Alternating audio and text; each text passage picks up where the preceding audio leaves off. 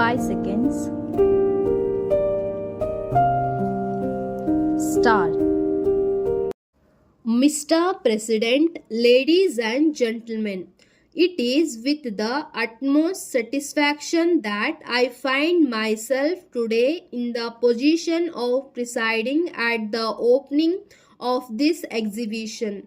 The President of the Executive Committee, in the address to which we have listened with interest, has recalled the fact that 19 years ago, my father of revered memory presided at the opening of a similar exhibition in Mysore and has reminded us of the heartfelt interest that he took in the undertaking. For some time past, it has been my earnest desire to see the Dasara exhibition revived, its place, if possible, on a permanent footing, and it was therefore with peculiar satisfaction that I sanctioned the proposals which have resulted in what we see around us today. Our objects and hopes have been very clearly explained by the President in his address, and I need add little to what he has said. It is not to be expected that exhibitions of this kind should have an immediate or revolutionary influence on the agriculture and industries of the country, but they offer to all classes an opportunity of seeing what their neighbors are producing. To craftsmen, they are of especial use in indicating the directions in which their skill may be most usefully directed, whilst distributors may learn from them of new markets on the one hand, and on the other of new sources of supply.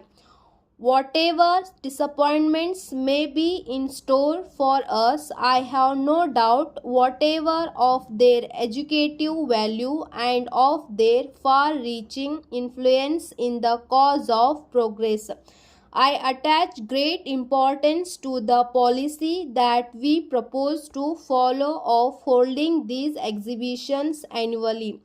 Experience shows that when they are held at long intervals, the lessons learned from the successes or failures of one year are forgotten when the opportunity of profiting by them next occurs.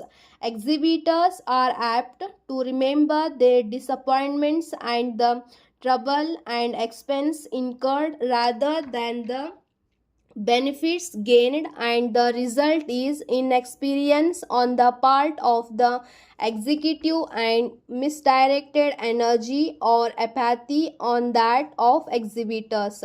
It is our hope that an annual exhibition will produce continuity of effort and steady progress on both sides. I do not doubt that the President of the committee will take steps to make the lesson learned each year readily available to exhibitors. As a editor and originator of the Agricultural Gazette, he is already doing most valuable work in communicating every kind of useful information to the cultivators of the state, and I hope that he will embody in sense of exhibition bulletins on similar lines the experience gained each year with regard to the several classes of exhibits. While I and my government appreciate the utility of exhibitions, we recognize the need for continuous effort in other directions. It is with a view to meet this need that, to mention a few instances, a scientific agricultural department has been gradually equipped, that technical schools have been instituted at convenient centers, that veterinary department is in process of information that the geological and forest departments have for years been taking stock of the resources of the state. And last but not least, that efforts are being made to organize industrial and agricultural capital.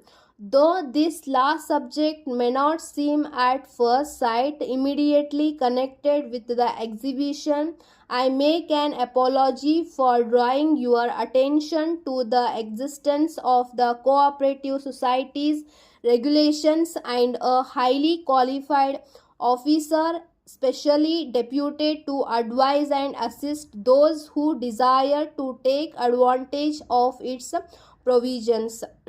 I have little doubt in my own mind that the main difficulty which at present prevents large classes of the community from successful competition in industrial and other enterprises is the deficiency of organized capital and the want of confidence between man and man, of which that deficiency is in no small measure the result.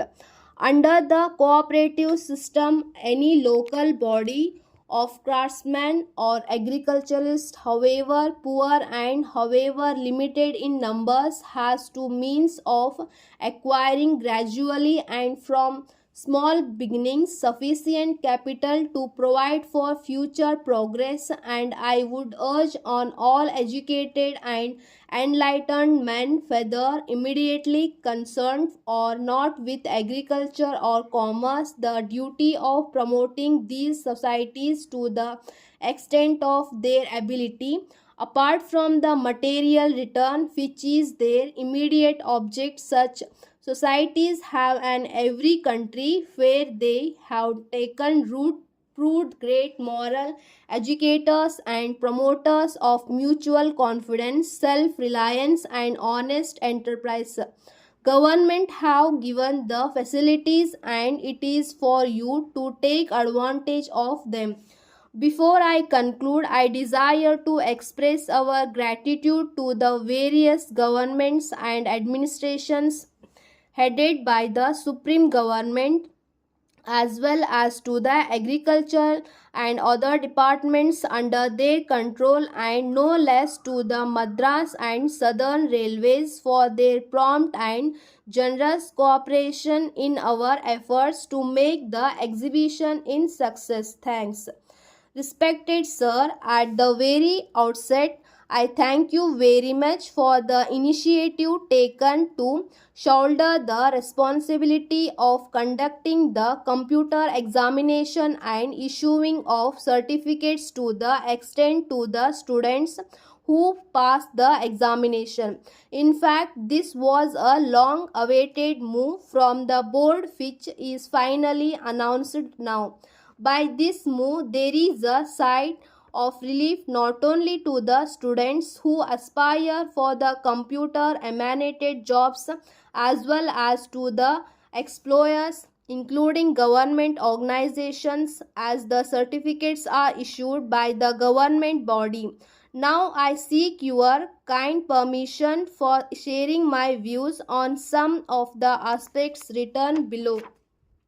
First of all, I would like to you examine whether it is possible to arrange the days of the first and second paper, English shorthand and Kannada shorthand, consecutively, so that in case of appointing the reader for both English and Kannada shorthand, he can be facilitated by avoidance of journey back to the headquarters and again making journey to the examination center after a gap of just 2 or 3 days, or overstaying at the examination center for the purpose of reading the remaining examination paper.